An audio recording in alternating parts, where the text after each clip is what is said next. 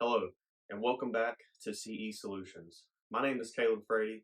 I'm a full-time EMS educator and a part-time paramedic here in North Carolina. Today's lesson, we're going to be learning more about the essentials of neonatal resuscitation, and this is Volume 1. The objectives for today's lesson are as follows. First, explain the transition from intrauterine to extrauterine life. Second, describe the initial interventions to perform after birth. Third, apply the pediatric assessment algorithm and ABGAR score to neonatal care. And lastly, describe newborn airway management and CPR techniques.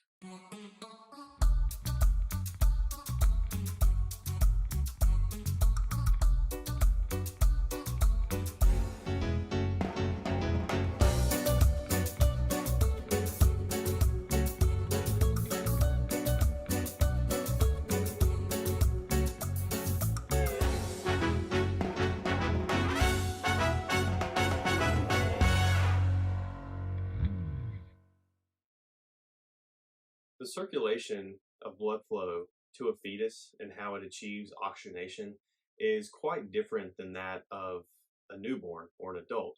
And what has to happen is after birth, there's a transitional period where the newborn begins spontaneous ventilation and starts to begin mature physiological circulation that mimics that of an adult. Now, oxygenation for a fetus is achieved through the placenta, and the blood flow largely bypasses the lungs to a point that they don't really participate in gas exchange. They're actually filled with fluid during a pregnancy or when a fetus is inside the womb. It's not until after birth that the fetus becomes a newborn and begins spontaneous ventilations when the lungs fill with air and start to participate in respiration or the exchange of oxygen and CO2 to resume or to begin normal physiological circulation and respiration. It's important for us to understand the transition from intrauterine to extrauterine life. And to be able to understand that, we first need to discuss how the fetus receives its blood supply and oxygenation from the mother.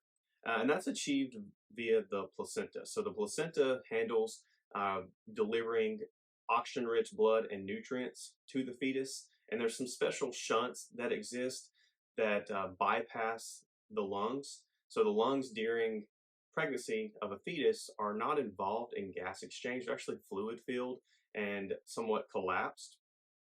And then immediately after birth, when the newborn begins spontaneous ventilations, uh, this is what allows the newborn to transition into mature physiological circulation. So while the fetus is inside the womb, there's three main blood flow shunts that allow this redirection of blood flow to occur. The first one is the ductus venosus, and this allows oxygen-rich blood to bypass the liver, and it carries it directly to the inferior vena cava and into the heart from there.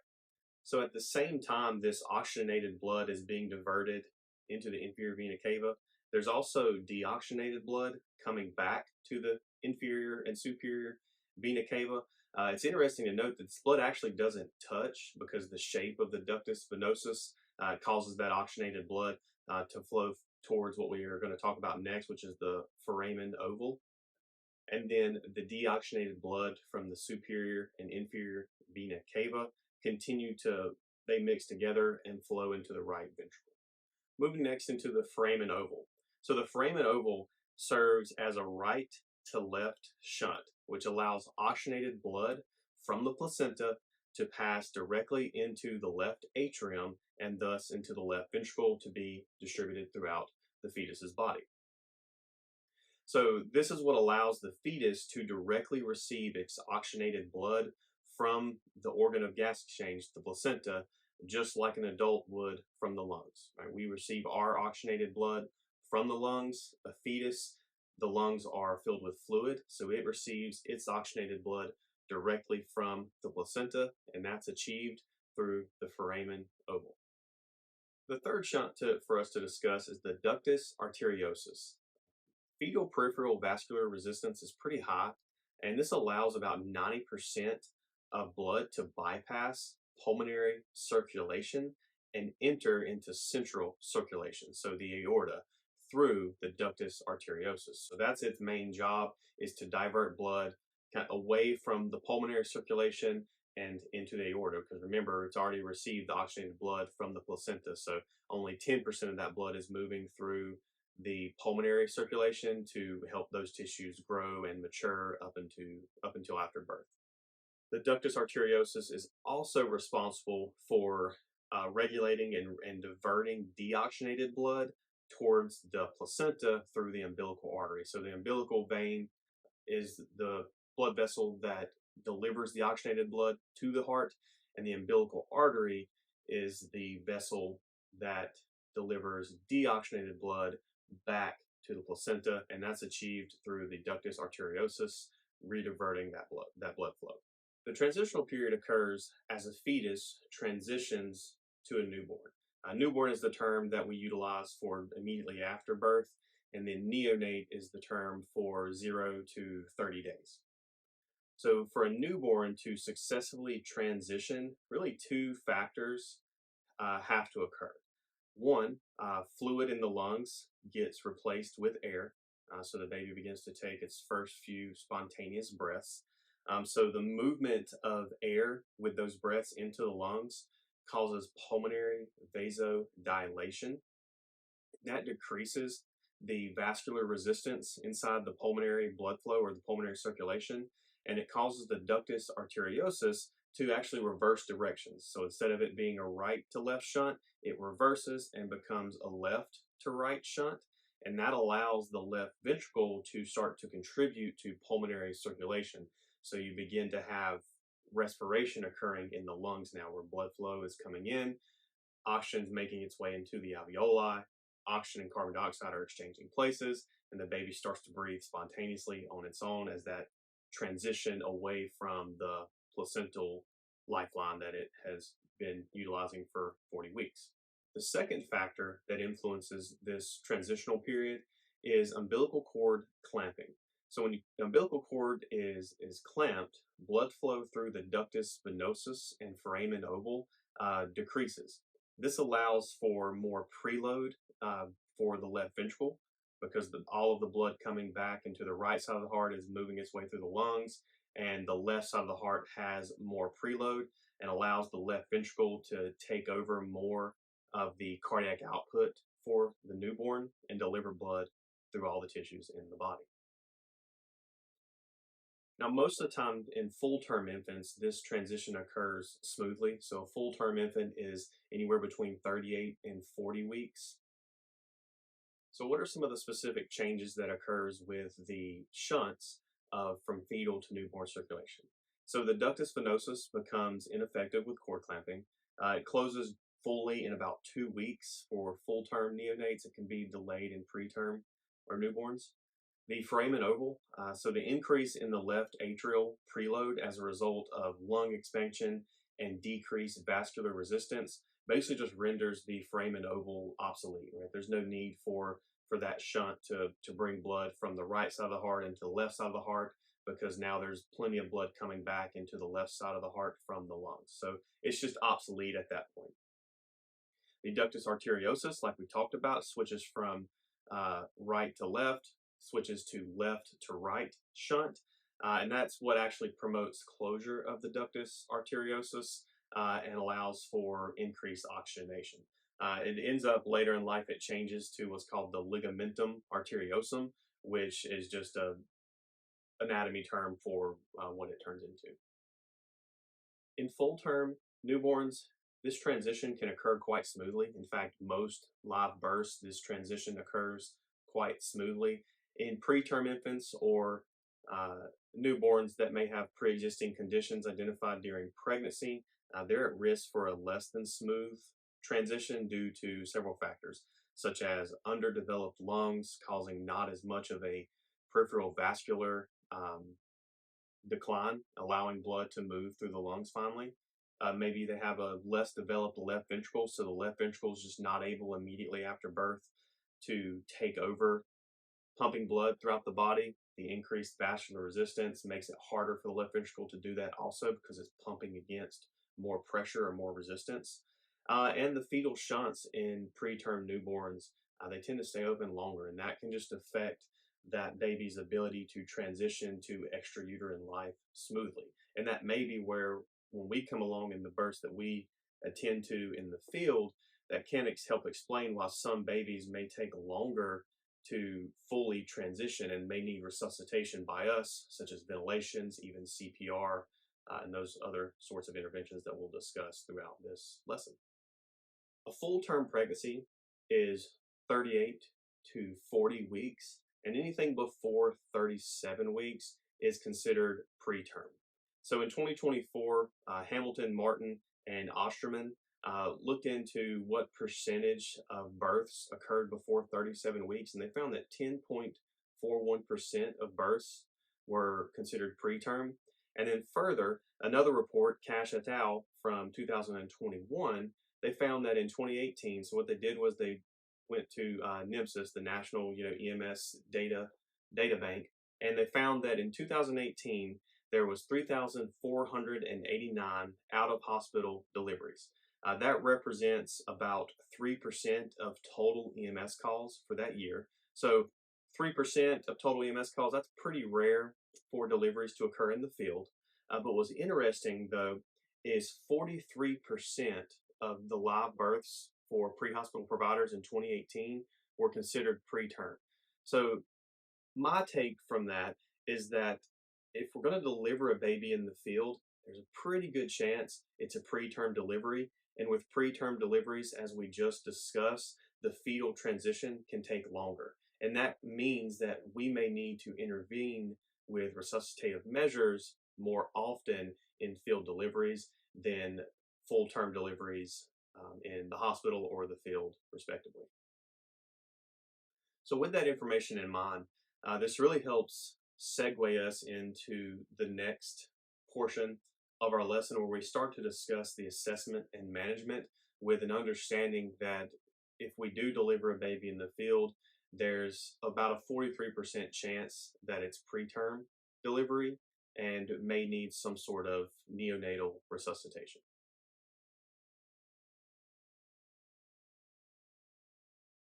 When preparing for a delivery and preparing the interventions to perform on a neonate immediately after delivery, the first step is to utilize that time prior to delivery to assess and prepare for any complications. So this would include your OB assessment, asking the mother about her age, length of pregnancy, any known complications with the current or previous pregnancies, asking about the frequency and intensity of contractions, fetal movement, any ruptured membranes or bloody show.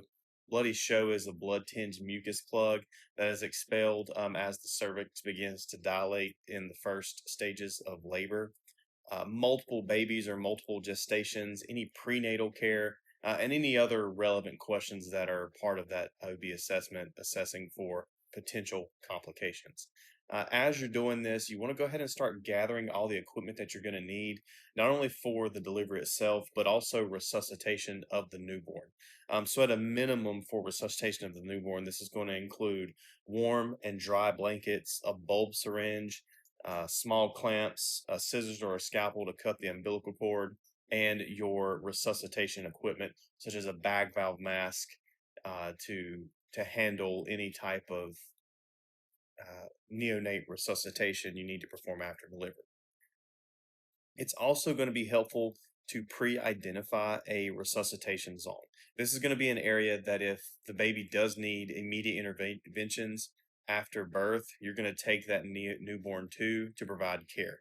The foot of the stretcher works really well for this. You can set the foot of the stretcher up with clean and warm blankets, prepare that area with the neonate equipment, and utilize that area for initial stabilization assessment and continued resuscitation.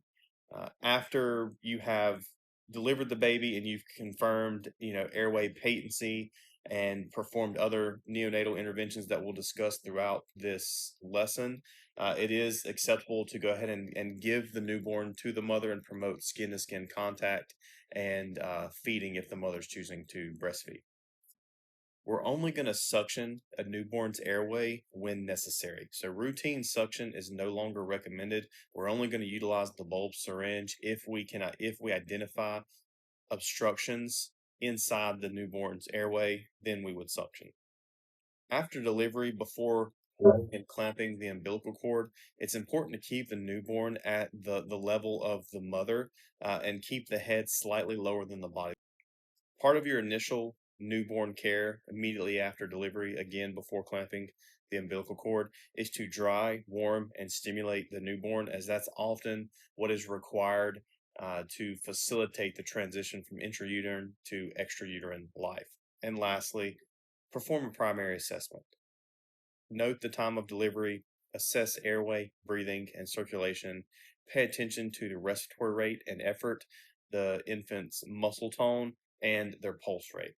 When feeling for a pulse, you can feel for a pulse at the base of the umbilical cord, or you can also find a brachial pulse in the newborn.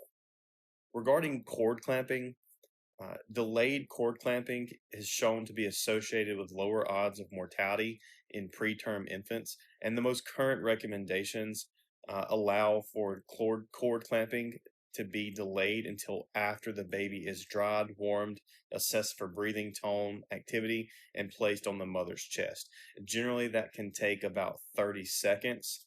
So, ideally, cord clamping will not occur before 30 seconds unless there is immediate resuscitative measures that need to be taken, i.e., a baby that doesn't respond to dry, warm, and stimulation and needs BVM ventilations or CPR.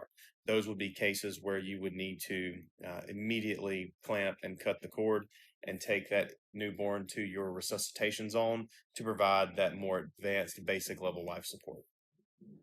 The benefits of delayed cord clamping include a higher hematocrit level and better iron levels in the newborn after delivery. And then something you should never do is never should attempt to milk the umbilical cord in an effort to get more blood into the infant. That would actually be more harmful than anything.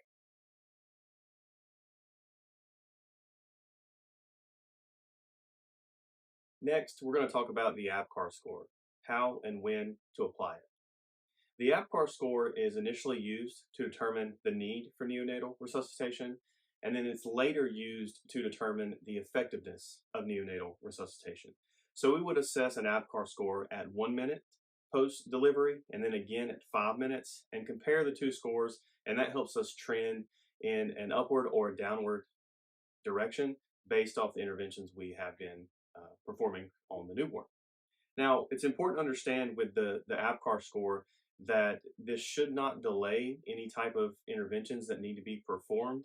And it can occur as an ongoing part of our assessment, especially when you have more than one provider assisting you with this resuscitation. One provider can perform an APCAR score, while the other providers continue to perform interventions such as a bag valve mask ventilations and chest compressions. An APCAR score above 7 at 1 minute is considered reassuring, and that's further considered reassuring with progression from an APCAR score of 7 to 10 at 1 and then 5 minutes. A score of 10 is a perfect score according to the APCAR score, and a score of 0 is the lowest score you can receive. So I'll pull an image up on the screen here of a newborn baby, and we'll assess the APCAR score here to determine how to apply it in the field. Now, when we look at the APCAR score, it's broken down into 5 categories: appearance, pulse, grimace, activity, and respirations. And each one of these categories is assigned a number from 0 to 2, whereas 2 is being the highest score you can receive, and 0 being the lowest score you can receive for each individual category. So if we look at the image on the screen here, the first thing we will start with is appearance. You can clearly see that this is a vigorous newborn that has a pink trunk and pink extremities. So we would give 2 points for this newborn. Moving down to pulse, if we were to assess a brachial pulse on this newborn, we would find that it's 125 beats per minute. So again, we would assign a score of 2. Moving into grimace. So grimace is going to be the newborn's activity or response to external stimulus. So as we continue with our initial newborn steps of drying, warming, and stimulating, the newborn pay attention to the activity that you get in response to that stimulus. So in this newborn, you can see that the provider is drying off the top of the head, and the baby is crying very vigorously as a result of that stimulus. So we would again assign a score of 2. For activity, to assess activity, what we should do is we should grab both legs of the newborn just above the knees and gently attempt to straighten the legs. And as you do that, feel for how strong the newborn resist your attempt to extend both of their legs.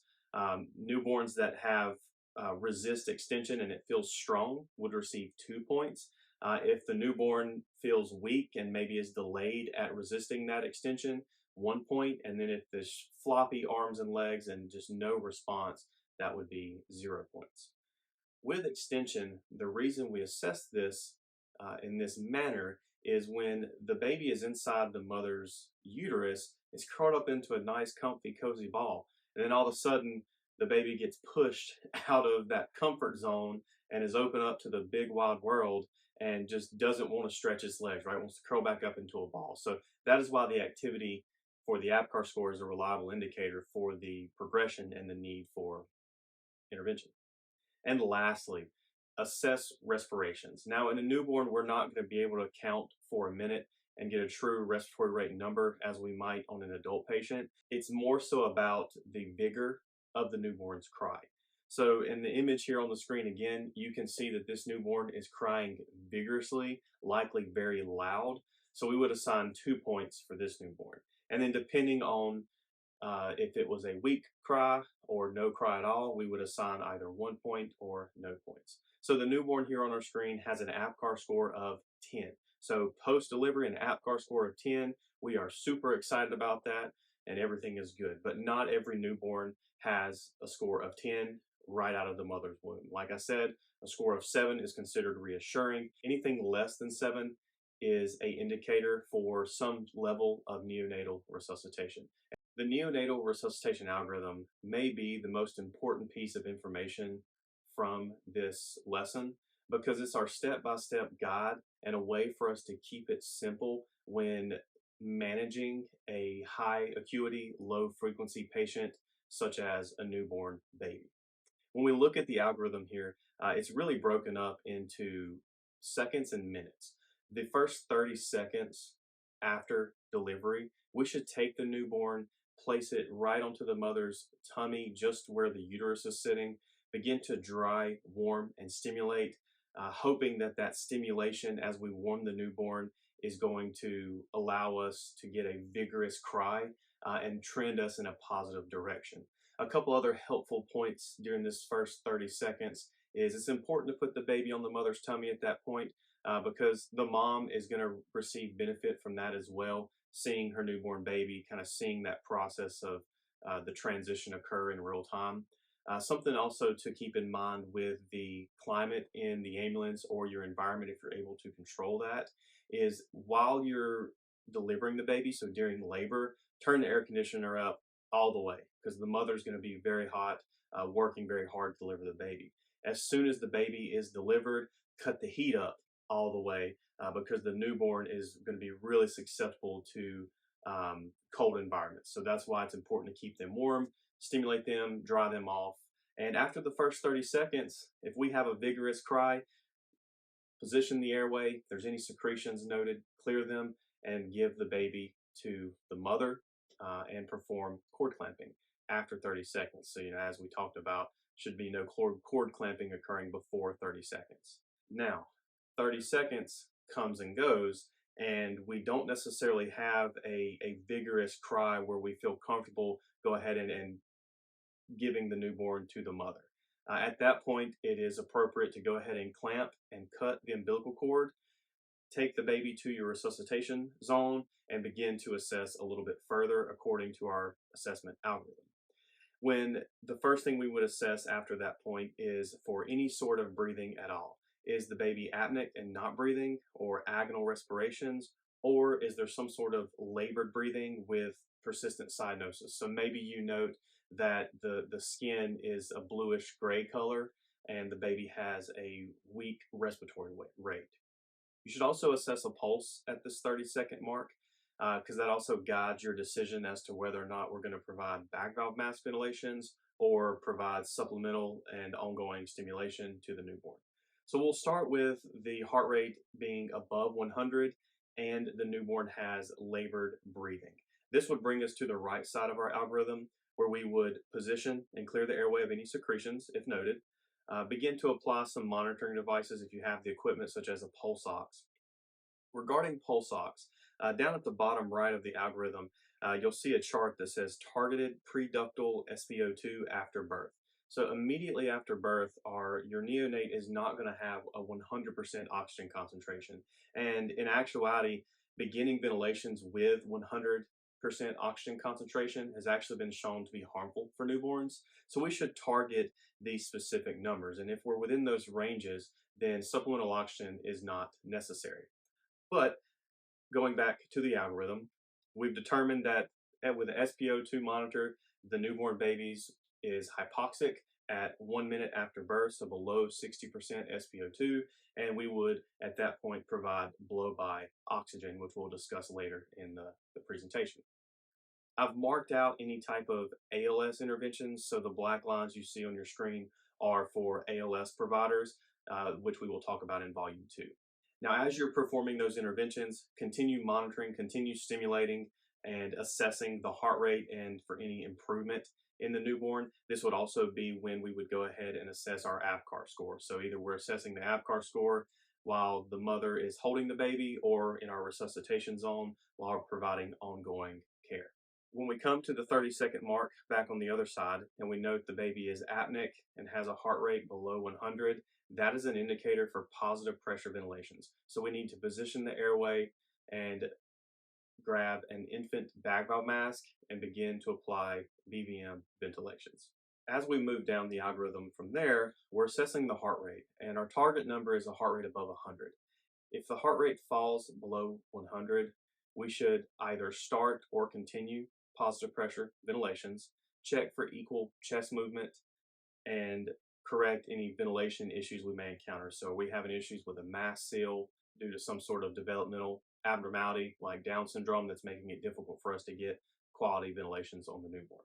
If at any point the heart rate drops below 60, this is an indicator for BLS providers to begin chest compressions and positive pressure ventilations. It's important that we coordinate our positive pressure ventilations with our chest compressions, and we'll review that skill again later in the lesson. It's also important for BLS providers to ensure that you have the appropriate resources heading towards your location, or you are either heading towards an appropriate facility to handle advanced neonatal resuscitation. Because if the heart rate remains below 60 despite adequate ventilations, warming, and chest compressions, then those are indicators for the need of ongoing advanced resuscitation, and you should take steps to deliver or transfer care of the newborn to those higher levels of care as soon as possible. Also, don't forget during this time, the mother is a patient too. And after delivery, as you're doing this care, the placenta is likely going to start to deliver. So the mother may be experiencing postpartum hemorrhage, pain, and contractions. So there's a lot of scene management that has to occur in these scenes. So it's really important to get those resources heading your direction sooner rather than later. The newborn assessment here can be thought of similar to a secondary assessment that we would perform in a pediatric or adult patient, and can occur at several different points throughout neonatal care. This can occur post delivery in a vigorous newborn that is in the mother's arms and resting comfortably. This can occur in a newborn that is receiving ongoing resuscitative measures. And this can occur within the first 30 days of life, in that neonatal period after a baby has been discharged home from the hospital. And this assessment should start with assessing the newborn's general appearance, looking at their level of activity, their alertness, taking note of their tone, skin color, and respiratory status. So, some signs of respiratory distress in a neonate would include tachypnea, nasal flaring, grunting, retractions, and cyanosis. As you move on from general appearance, it's best to begin with auscultation because it's likely that the neonate is sleeping, as they do a lot of that within the first 30 days of life. So, taking advantage of auscultation while the newborn is quiet helps you get a better assessment of their lung sounds. Newborn lung sounds should be clear and equal bilaterally. If you have lung sounds that are unequal or unilateral, that could signify a pneumothorax, could signify a pleural effusion or a diaphragmatic hernia, all of which are serious conditions that would require uh, prompt transport to the hospital. Once auscultation is complete, perform a head to toe exam. Start by looking at the newborn's skin for any abnormal rashes or lesions. Palpate starting at the head, looking for any asymmetric features.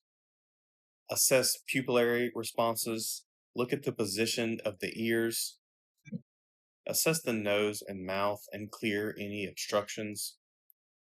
Palpate the neck, clavicles, and chest, assessing for any asymmetry, swelling, or crepitus that could be a result of trauma during delivery or trauma after delivery, such as abuse of a neonate.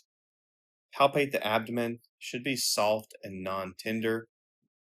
Palpate the newborn's hips, legs, and arms, again, looking for any crepitus or deformities indicative of trauma. And lastly, perform a neurological examination. This exam is a more thorough assessment of tone and level of alertness than the initial inspection was. It would also include evaluating for appropriate reflexes present in neonates, such as the sucking reflex or Moro reflex. The Moro reflex is also called the startle reflex, which is where the neonate responds suddenly by extending their arms and legs and opening their hands to some sort of external stimuli, like a loud noise, a quick movement, or some sort of sensation, like changing arms from one provider or caregiver to another.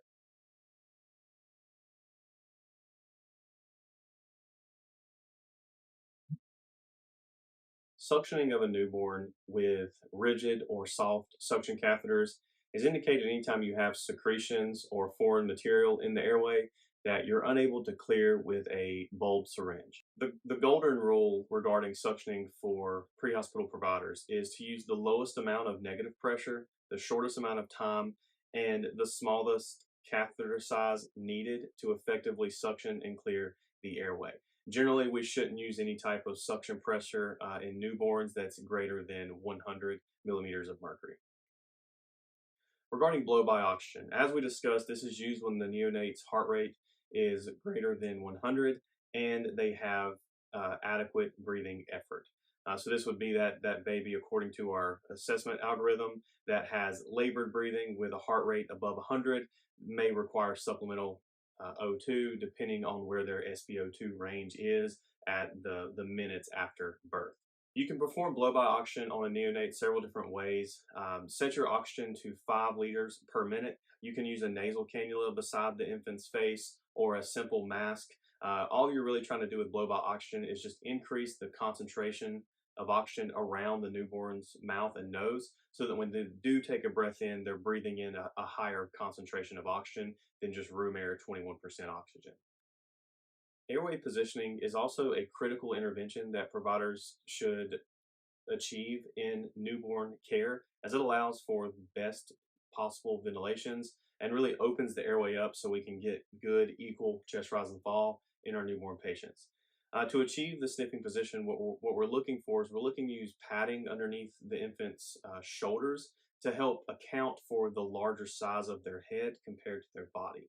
We know that we've achieved sniffing position when you can see that the bottom of the ear is in line with the sternal notch, the anterior neck space, so right here, is open to the environment, and you have a vertical, or excuse me, and you have a horizontal forehead to chin plane. So you can see that on the screen here with this infant from the forehead to the chin is in a horizontal line. The neck space is open, and with padding under the shoulders, that brings the bottom of the ear more in line with the sternal notch. If there was no padding under the infant's shoulders, what would happen is there would be neck flexion. So the head being so large would actually push it down like this, further closing off the airway. So when providing ventilations to a newborn and a neonate within the first 30 days of life, be positive and assess and take those initial steps to achieve sniffing position.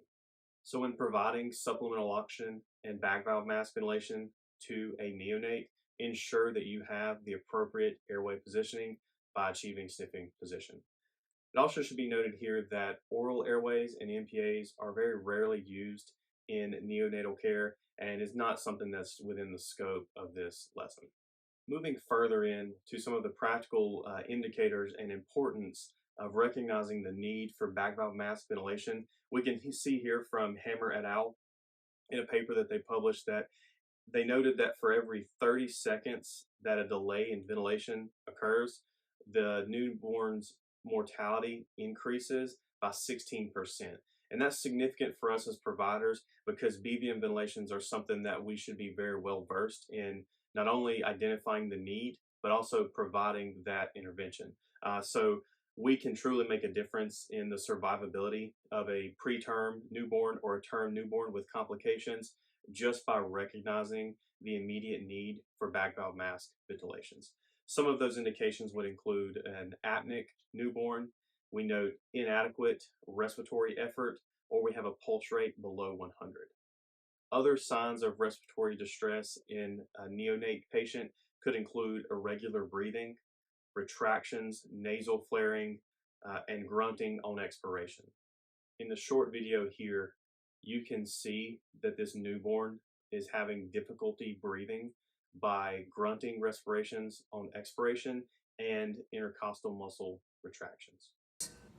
Good God.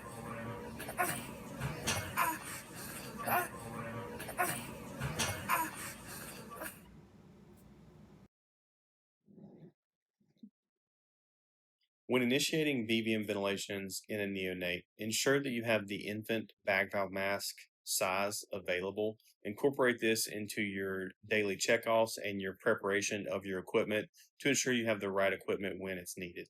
The main reason for this is because the infant back valve mask can hold about 250 milliliters of air. A neonate's tidal volume is only about 3 to 6 milliliters per kilogram. So if we were to take a 4 kilogram newborn, that's going to equal to 24 milliliters of tidal volume. So only about 1/10 of the BVM's volume will actually be in use for each breath given to a neonate. Next, obtain an airtight mask seal and ensure the airway is clear of secretions before ventilating. So this would include suctioning with a bulb syringe and then obtaining a mask seal. Now, most of your infant BVMs come with two sizes. They come with a larger size, typically used for infants, and a smaller size that's used for neonates within the first 30 days of life. Regardless of the mask size that is chosen, it should cover the nose and mouth and obtain an airtight seal. So you may have a larger than average neonate that the infant size mask works better than the neonate size. That's acceptable. Ventilate a neonate at about 40 to 60 times per minute. Avoid hyperinflation and overinflation of the chest, as it can lead to an increased risk of barotrauma. Provide only enough tidal volume to see chest rise, and you're going to give about one breath a second. Chest compressions are indicated in neonates whose pulse remains less than 60 beats per minute after they are unresponsive to stimulation and ventilations. 2 people are needed to deliver effective chest compressions and continue BVM ventilations. There's 2 different methods that you can utilize chest compressions. Both are acceptable. The thumb technique versus the 2-finger technique. The thumb technique is, however, the preferred method of providing chest compressions in neonates. Regardless of the method that you use, when providing compressions, compress one third the depth of the chest and ensure that you're allowing complete chest recoil. And as part of a two rescue routine, providing compressions and ventilations, use this cadence at the bottom. 1 and 2 and breathe, and 1 and 2 and breathe, and 1 and 2 and breathe. You would squeeze the bag valve mask on breathe and release on 1.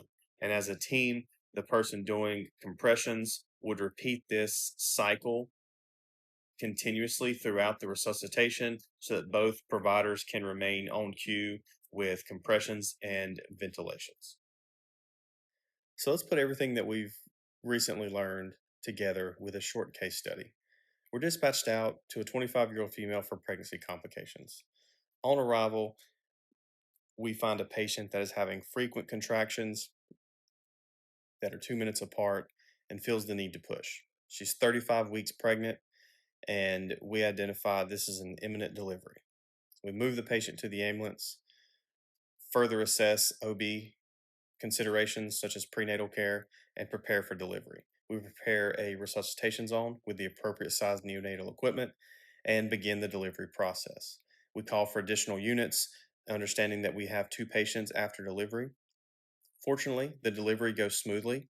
And what does the first 30 seconds of neonatal resuscitation look like? Exactly. We should be drying, warming, and stimulating the newborn, clearing the airway of any secretions as noted. In this case study, the patient has what looks like meconium in their nose and mouth that you quickly suction with a bulb syringe. After the first 30 seconds passes, you identify that the newborn is not crying vigorously. What are the next steps? It's time to go ahead and clamp and cut the umbilical cord and move this newborn to the resuscitation zone. Be sure that you cut the umbilical cord 4 inches away from the baby on the mother's side and on the infant's side, and use a sterile instrument to cut down the middle. You assess breathing and heart rate and find the heart rate to be 110 beats per minute and the newborn to have labored breathing and gray looking skin. What intervention is now indicated? Absolutely. Bag valve mask ventilations at a rate of 40 to 60 beats per minute, ensuring you have equal chest rise and fall and avoid overventilation and hyperventilation. We perform this intervention for 30 seconds, assessing the newborn's response, and at 1 minute, it's time to assess our APGAR. We look at appearance and we find that the newborn is still looking blue and pale. We identify a pulse of 70. What should we do at this point? Yes, we should immediately discontinue assessing the APGAR score to begin chest compressions. So you and your partner begin chest compressions and ventilations at this cadence. 1 and 2 and breathe, and 1 and 2 and breathe. And you continue this resuscitation for another minute. Now, during this minute, you can still take note of the APGAR score.